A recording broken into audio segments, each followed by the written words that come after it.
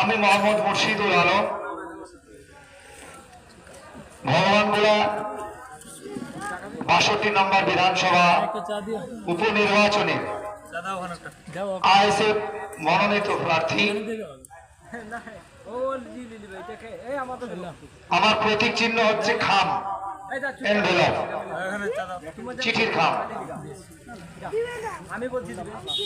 ভারতবর্ষ তথা পশ্চিমবঙ্গে যত দুর্নীতিবাজরা যারা আছে, চোরেরা আছে, তাদেরকে এই খামে ভরে বঙ্গোপসাগরে ছুড়ে ফেলবো, যদি আপনারা আমাকে সেই সুযোগটা দেন। আমার সিরিয়াল ৫। এবার ভোট হবে আমাদের ভগবানগোলা ব্লকে, অর্থাৎ ৬২ নম্বর বিধানসভা কেন্দ্রে দুটো ভোট আপনাদেরকে দিতে হবে। ইতিমধ্যে আপনারা অবগত হয়ে গেছেন যে অষ্টাদশ অর্থাৎ 18 বার চলছে সাধারণ ইলেকশন নির্বাচন, লোকসভা নির্বাচন।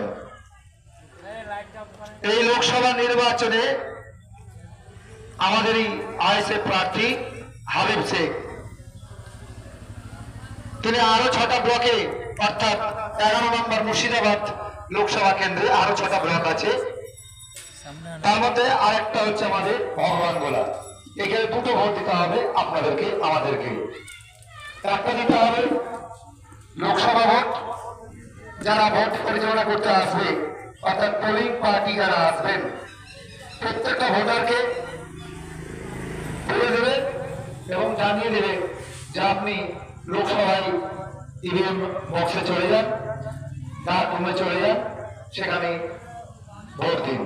তখন লোকসভা ভোট যখন দেবেন, তখন আমাদের আইএসএফ মনোনীত প্রার্থী হাবিব শেখ 7 নম্বর খাম চিহ্ন প্রতীকের বোতামটি টিপে বিপুল ভোটে জয়যুক্ত করবেন এ আশা রাখছি। আগামী 7ই মে সুস্থভাবে যাবেন। প্রখর দলে দল চলছে, সঙ্গে জল, গ্লুকোজ দিতেন। কেন বলছি? কারণ এই অধিকারটা সংবিধান দিয়েছে। পাশাপাশি আবারও আপনাকে বলবে পোলিং পার্টি অফিসাররা, যে বিধানসভা ভোটটা দিন, তখন ইভিএম বক্স, এইরকম একটা ইভিএম বক্স থাকবে, ইভিএম প্যাড বা মেশিন, সেইখানে আমি আছি 5 নম্বর সিরিয়াল, খাম প্রতীক চিহ্ন, সাইডে বোতাম থাকবে, বোতামটা চাপলে একটা আওয়াজ হবে এবং আপনার ভিভিপ্যাটে প্রতীক সহ ছবি একটা কাগজ কাটা পড়বে। আশা রাখছি 7ই মে সকাল সকাল গিয়ে আপনাদের ভোট কেন্দ্রে গিয়ে আমাদেরকে খাম চিহ্নে ভোট দিয়ে জয়যুক্ত করবে। পাশাপাশি এটাও বলতে চাইছি যে বর্তমানে গোটা ভারতবর্ষের আকাশে বাতাসে একটা পরিবেশ দূষিত বাতাস বইছে। এই বাতাস থেকে মুক্তি পাওয়ার জন্য আপনাদেরকে এগিয়ে আসতে হবে। আমি জানি এটা সম্ভব নয়, কিন্তু মানুষ পারে না এমন কিছুও নয়, চেষ্টা করলেই সবকিছু হয়।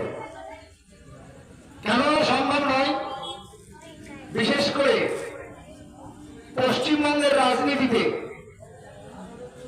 একটা চাওয়া পাওয়ার রাজনীতি, পশ্চিমবঙ্গের রাজনীতিটা বর্তমানে এটা ব্যবসার রাজনীতি। রাজনীতি তো নয়, ব্যবসা নীতি। একটা রাজনীতিকে সামনে রেখে ব্যবসা করতে হবে। কেন বলছি?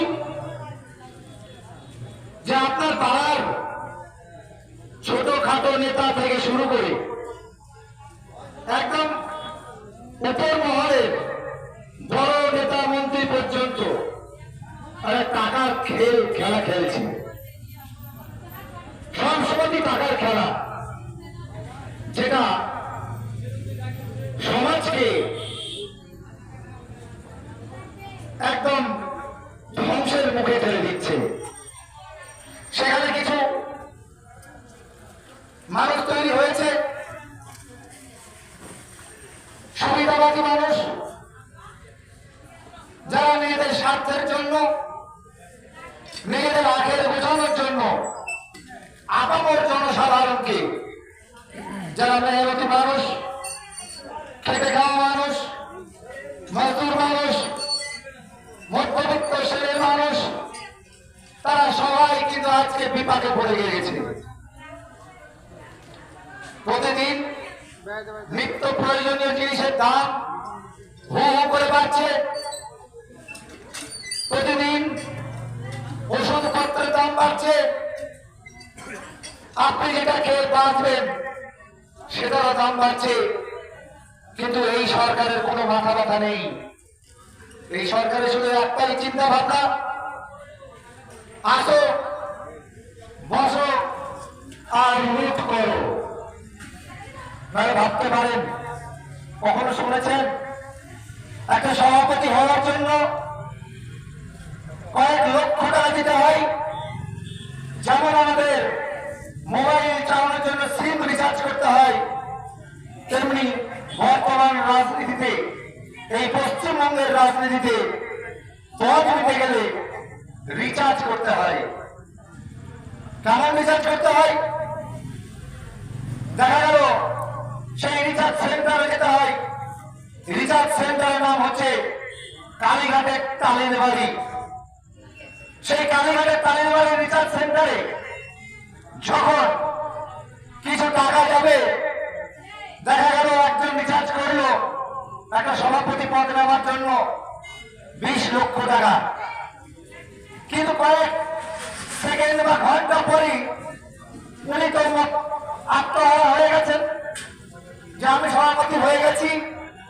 কিন্তু কিছুক্ষণ পরে শোনা যাচ্ছে রামের বদলে শ্যাম হয়ে গেছে। কি করে সম্ভব? শোনা গেল যে 20 বদলে 40 লক্ষ টাকা রিচার্জ মারা হয়েছে। 20 মারা কি আর বলবো, হাত তেজ করে দম করে পড়ে গিয়ে মাথায় জল জ্বালাতে শুরু করেছে। কারণ এই রিচার্জের টাকা রিটার্ন পাওয়া যায় না। কারণ এই রিচার্জের টাকায় কোন টক টাইম পাওয়া যায় না, এর ভ্যালিডিটি থাকে না। ভাবতে পারেন, একটা নির্বাচিত প্রতিনিধি, যে নির্বাচিত প্রতিনিধি হওয়ার জন্য 1.5-2 কোটি টাকা সেই কালীর ঘরের রিচার্জ সেন্টারে পাঠাতে হয়। ভাবতে পারেন সেই কালীঘাটে কি আছে আমি জানি না, তবে শুনেছি নাকি প্রচুর মধু আছে। একবার যে মধুতে হাত ভরে দেবে সে কিন্তু সেখান থেকে আর বেরোতে পারবে না। একটা ক্যান্ডিডেট হওয়ার জন্য, নির্বাচন লড়ার জন্য যদি আমাকে টাকা খরচ করতে হয়, কে করেছে কি করেনি সেটা বড় বিষয় নয়, কিন্তু আকাশে বাতাসে এই ভগবান গোলা বিধানসভা কেন্দ্রে প্রত্যেকটা জায়গার, প্রত্যেকটা বাতাসের ধূলিকণায় কথা বলছে যে শাসক দলে 2 কোটি টাকা নাকি দিতে হয়েছে একটা টিকিট নেওয়ার জন্য। আপনারা ভাবুন, সচেতন হন। যদি আজকে আমি 1 টাকা বিনিয়োগ করি, নিশ্চয় আমি 1 টাকার বদলে -1 টাকা করব না, নিশ্চয় আমি সেটাকে দ্বিগুণ করব। এটাই স্বাভাবিক। মানুষ লসে রান করে না, চেষ্টা করে সব সময় সেটাকে ডবলে লাভ করার জন্য। একটা বিধানসভায়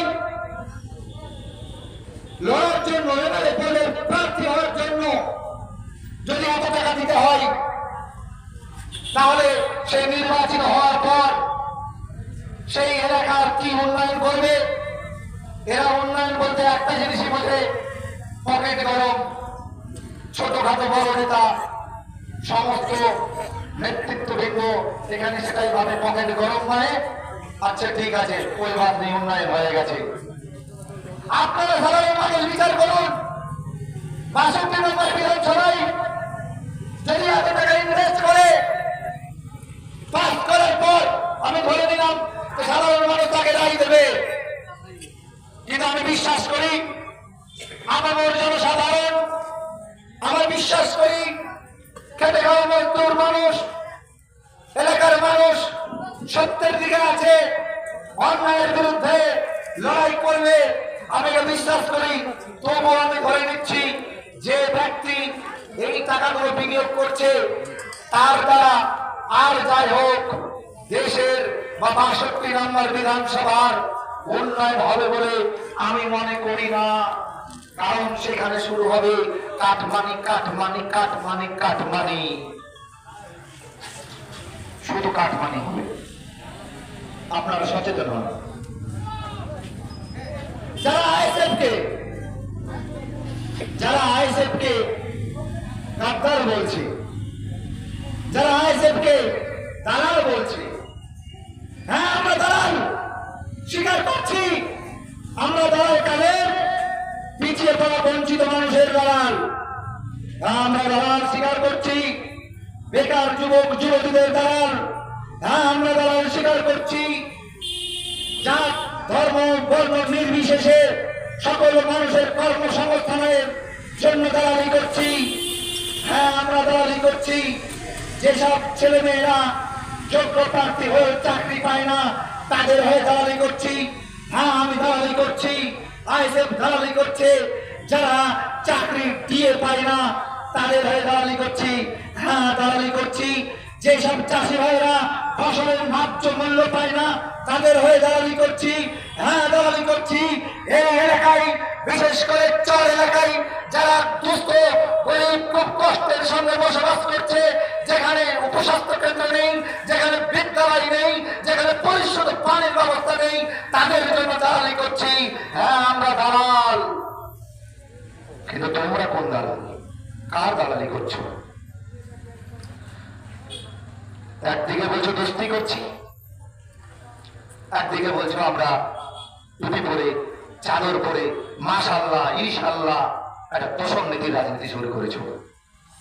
এই তোষণ নীতির রাজনীতি ভয়ঙ্কর। একটা দেশকে একটা রাষ্ট্রকে কয়েক মুহূর্তে তাকে ধ্বংস করে দেওয়া যায়।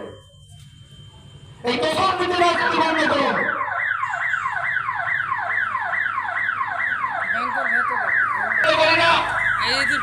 মুসলিম বলে লড়ছেন, তারা আপনি মুসলিমদের হয়ে অনেক বড় বড় কথা বলছেন, হিন্দু বলে যাচ্ছেন, হিন্দুদের হয়ে বড় বড় কথা বলছেন।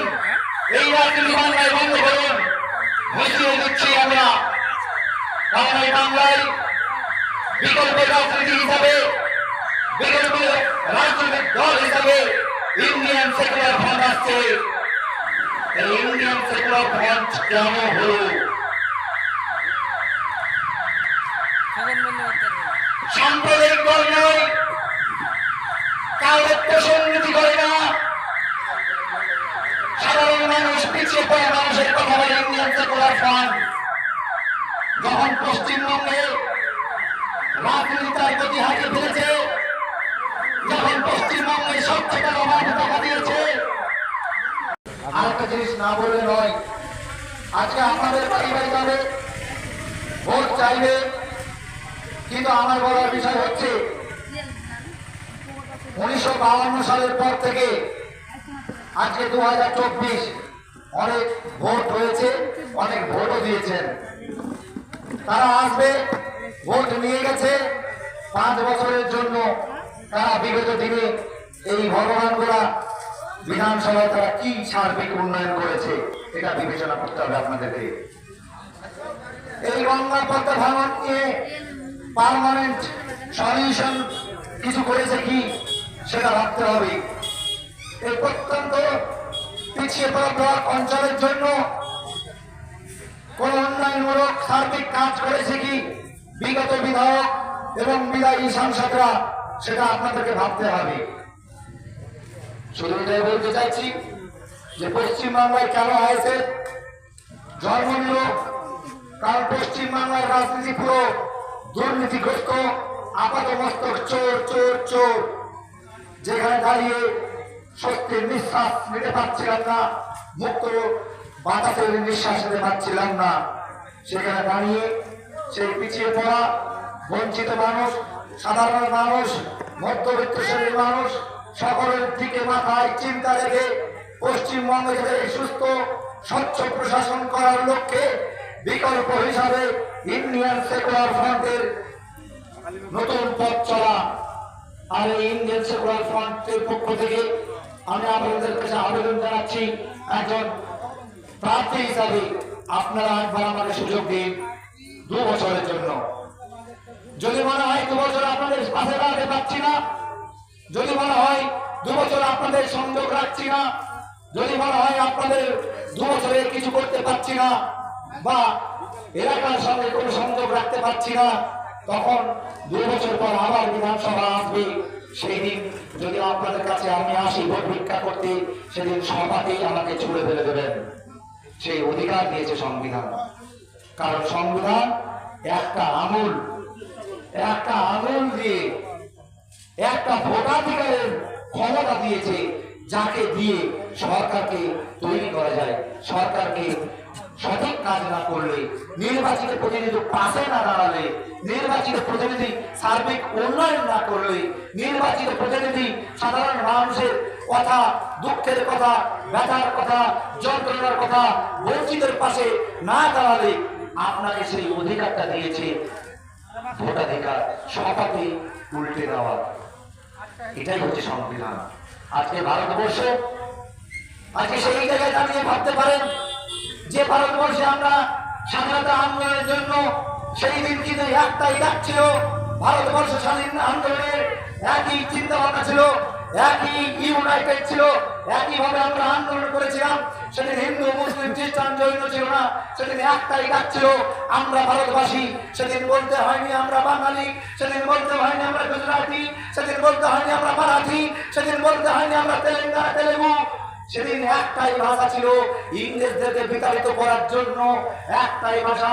ভারত মাতা ডুবে আছে, ভারত মাতা পরাধীন আছে, অতএব এই আমার মাকে মুক্ত করার জন্য আমরা সকলে ভারতবাসী সেদিন লড়াই হয়েছিল, বিতাড়িত করতে পেরেছিলাম বেনিয়া ইংরেজদেরকে। অনুরূপভাবে আমাদের ভারতবর্ষে এই স্বাধীনতার পরেও আমরা কি স্বাধীনতা পেয়েছি? বুকে হাত দিয়ে বলুন, স্বাধীনতা কি পেয়েছি? আজকে সঠিকভাবে কথা বলতে পারি না। বাক স্বাধীনতা কেড়ে নেওয়া হয়েছে, মৌলিক অধিকার থেকে আমাদের বিচ্ছিন্ন করা হচ্ছে, কে কি খাবে তার জন্য লালন কেড়ে দেওয়া হচ্ছে। আজকে ভাবতে পারেন সঠিকভাবে আমরা চলাফেরা করতে পারি না, ভয়ে ভয়ে যেতে হয়। যদি রাষ্ট্রের বিরুদ্ধে নয়, দেশের বিরুদ্ধে নয়, সেই জনপ্রতিনিধিদের বিরুদ্ধে কথা বললে সে দেশের দ্রোহী হয়ে যায়, তাকে মব লিঞ্চিংয়ের মধ্যে পড়ে যেতে হয়। অনেক ঘটনা। কেন আজকে স্বাধীন ভারতবর্ষে আমাদেরকে এই বিভীষিকা তৈরি করতে হলো? আমরা বিপদে আছি, কিন্তু সব থেকে বেশি বিপদে আছে আমাদের সংবিধান। যে সংবিধান অখণ্ড ভারতবর্ষকে এক ছাতায় এনেছিল, সেই ভারতবর্ষকে এক টুকরো টুকরো করতে চাইছে দুটো সরকার। একদিকে মোদী, একদিকে দিদি।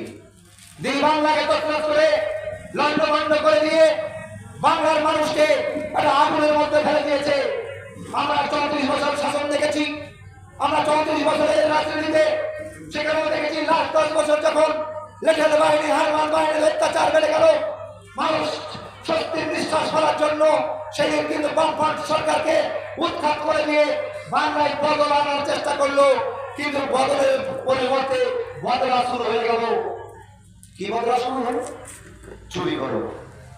আজকে ভাবতে পারেন এই অযোগ্য সরকারের জন্য আজকে যোগ্য প্রার্থীরা, চাকরিজীবীরা আজকে আত্মহত্যার পথ বেছে নিয়েছে। 2016 সালের পরীক্ষা যারা চাকরি করছেন, কি আজব জায়গায় পড়ে গেছি। এমন একটা প্যানেল হয়ে গেল, যারা পরীক্ষা দিয়েছে তারাও রাস্তায়, যারা যোগ্য প্রার্থী তারাও রাস্তায়, যারা অযোগ্য প্রার্থী তারাও রাস্তায়। সরকারকে বলা হচ্ছে রেজাল্ট আপনি পেশ করুন, তারাও রাস্তায়। সরকার রেজাল্টও পেশ করতে পারছে না। আরটিআই যদি জানতে চেয়েছে সেখানেও দিতে পারছে না। আবার যারা চাকরিরত তারাও টাকা পাচ্ছে, আবার যারা চাকরিরত নয় তারাও আবার রাস্তায় শুয়ে অনশন করছে। কোন জায়গায় আমরা দাঁড়িয়ে রয়েছি? এই শিক্ষিত মানুষ, যারা শিক্ষিত মানুষ, একটু বিবেক দিয়ে বিবেচনা দিয়ে ভাবো। শেষ মুহূর্তে আর একটা কথা বলতে চাইছি, একটা ছন্দের মধ্য দিয়ে। যারা বলছিল যে বিজেপির দ্বারা, আমি তাদের উদ্দেশ্যে বলতে চাইছি, আরেকবার স্মরণ করাতে চাইছি যে বিজেপির দালালটাকে গতকালকে এই এলাকা মাসিয়া হিসাবে যাকে চেনে, আরে সচেতন হন। কেরলের রাহুল গান্ধীর বিরুদ্ধে আপনার জোট সঙ্গী প্রার্থী দিয়েছে, বাদ কেরল। আরে পশ্চিমবঙ্গে পুরুলিয়া মামলায় কংগ্রেসের প্রার্থীর বিরুদ্ধে আপনার জোট সঙ্গী প্রার্থী দিয়েছে। আর আমার মুর্শিদাবাদে এমন একজন ব্যক্তিত্ব বলছেন জোট চাই, জোট চাই। এই জোট বানিয়ে মানুষকে ঘোটালার মধ্য দিয়ে একটা বিভাগে ফেলার চেষ্টা করছে, ভণ্ডামি। আজকে ভাবতে পারছেন, বিমান সিবিআই তাবড় লিডার যাচ্ছে, কংগ্রেসের তাবড় লিডার যাচ্ছে, গিয়ে একজনকে বলছে ভাই বিধানসভায় হাত চিহ্নে ভোট দিও, আর একজন বলছে ভাই লোকসভায় আস্তে আস্তে ভোট দিও। একই মুখের কথা, দ্বিচারিতা হয়ে যাচ্ছে না তো? তাই বলছি আপামর যারা সিপিএমই, যারা কংগ্রেসে আছো, ভাই ফিরে এসো, আইএসএফকে শক্তিশালী করো। কেরলে করবে কুস্তি, আর বাংলার মুর্শিদাবাদে করবে দোস্তির ভণ্ডামি। ফিরে এসো। আমার যারা বলছে চিন্তা করো না, তৃণমূলী ভাইরা বলছে ভাই লক্ষ্মীর ভান্ডার দিচ্ছি, আমার 9 নম্বরে দিদি লক্ষ্মীর ভান্ডার 500 থেকে 1000 করে দিল, 1200 করে দিল। 1200 কে পাবে হিন্দুরা, 1000 কে পাবে মুসলিমরা। কোন রাজনীতি? হিন্দু মুসলমান ডিভাইডেড। এটা ডিভাইডেড একটা রুল পলিসি করেছিল ব্রিটিশ ইংরেজরা, যেটা বর্তমানে বিজেপি সরকার ডিভাইডেড রুল পলিসি ফলো করছে। অনুরূপভাবে Paschimbanga Mamata Banerjee divided rule policy follow করছে। এখানে আমাদের আইএসএফের প্রতিবাদ। আইএসএফ যখন হকের কথা বলে, আইএসএফ যখন অধিকারের কথা বলে, আইএসএফ যখন সত্যের কথা বলে, আইএসএফ যখন মানুষের অধিকারের চিহ্ন দেওয়ার কথা বলে, তখন বলে আইএসএফ দালাল। আসলে সত্য কথা বললে বাপ বেজার হয়, কারণ সত্য কথা বললে তো হবে, নিজের ঘরে বউটাও তো বেজার হয়ে যাবে সত্য কথা বললে, এটা তো হবে। অনেকে বলছে আইএসএফের উচিত ছিল জোট করা। আমরা জোটের জন্য অপেক্ষা করেছিলাম, কিন্তু জোটে তারা অংশগ্রহণ করতে দেয়নি। কেন? আপনাদের জানিয়ে দিই, এই মুর্শিদাবাদে নর্থ বেঙ্গলে টোটাল এমপি সিট আমরা তুলে নিতে চেয়েছিলাম, শুধুমাত্র উপনির্বাচনকে চেয়েছিলাম, কিন্তু তারা বললো মুর্শিদাবাদ নর্থ বেঙ্গলে কোনো সিটি দেওয়া হবে না। বাদ দিন, কোনো অসুবিধা নেই, একলা চলো। তো ডাক শুনে যদি কেউ না আসে তবে একলা চলো রে, আমরা একলাই চলবো। কারণ ওই জোট ভোটের মধ্যে নিজেকে হারিয়ে মানুষকে বিপাকে ফেলতে চাই না। যারা বলছিল যে 1000 আর 1200, ভাই বাড়িতে যদি হুক না মেরে থাকো, কারণ তৃণমূল সবাই তো চোর, বললে তো অসুবিধে, কত বলবো চোর চোর, একটাও বাদ দেওয়া যাবে না। কারণ যদি হুক না মেরে থাকো, মানে হুক মানে বলছে তো কারেন্টে যে হুক,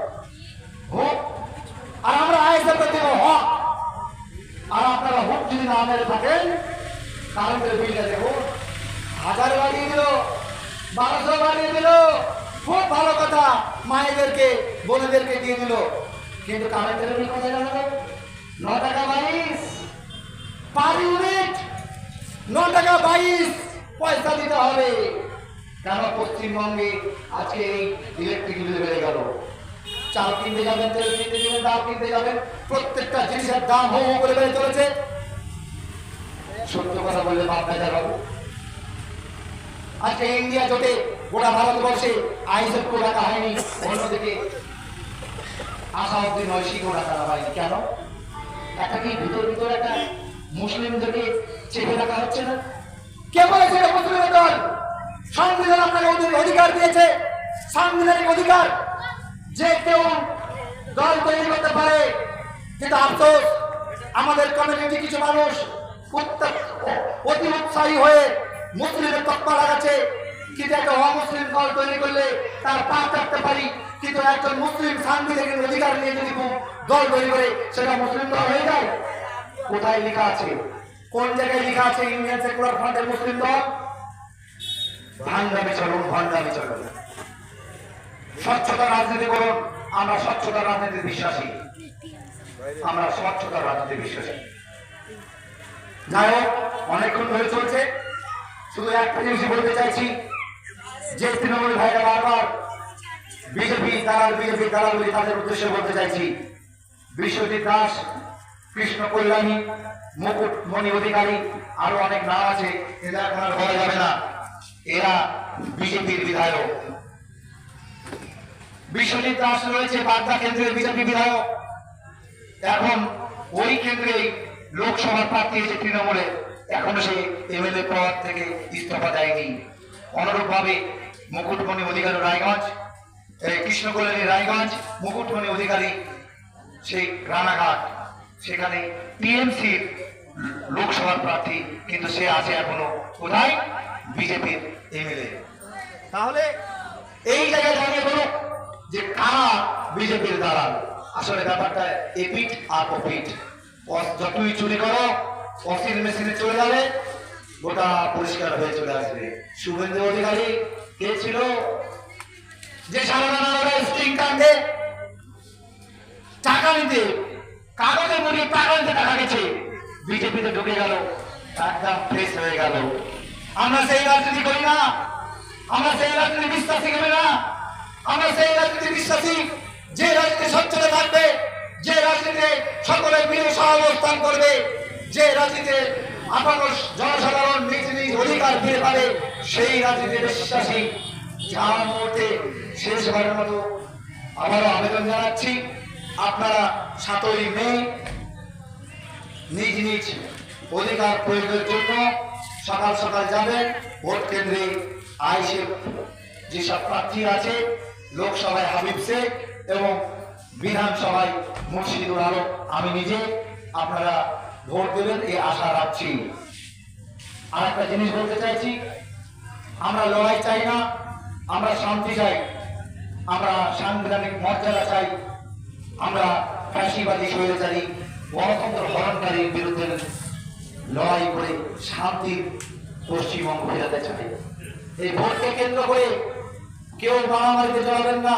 কিছু নেতা মন্ত্রী আছে, তারা আপনাদের মুখকে দিয়ে লড়াই করার কথা বলবে, কিন্তু তাদের কথায় প্রলোভনে পা না দিয়ে নিজের সুস্থ মস্তিষ্কে ভাবনা চিন্তা করে ভোটে যাবেন। কারণ আজকে ভাই ভাই চায়ের পক্ষে দেখা হবে, ভোটের দিন মারামারি করবেন, সকালে আবার দেখা হবে। কিছু অসাধু, কিছু স্বার্থান্বেষী নেতা আছে যারা আপনাকে উস্কাবে, ওদের উস্কানিতে পা রাখবেন না। কারণ কোন নেতা মন্ত্রী ছেড়ে যায়নি, মরে যায়নি ভোট লড়াই করতে গিয়ে। কোন নেতা মন্ত্রীর ছেলে মরেছে একটা দেখান আমাকে, কিন্তু মরেছে কে? আপনার ঘরের ছেলেরা, আমার ভাইরা, আপনার ছেলে মেয়েরা। এই ভোট আসবে, চলে যাবে। শুধু আহ্বান জানাচ্ছি, ভোটকে নিয়ে, ভোট একটা গণতান্ত্রিক উৎসব, জনগণের ভারতীয় সংবিধান একটা উৎসব পালনের জন্য দিয়েছে। এই উৎসবের জন্য আমরা কারো হয়ে কখনো লাঠি ধরবো না, কারণ পরের দিন সকালে আমাকে আবার মিশতে হবে। এরা উস্কে দিয়ে চলে যাবে।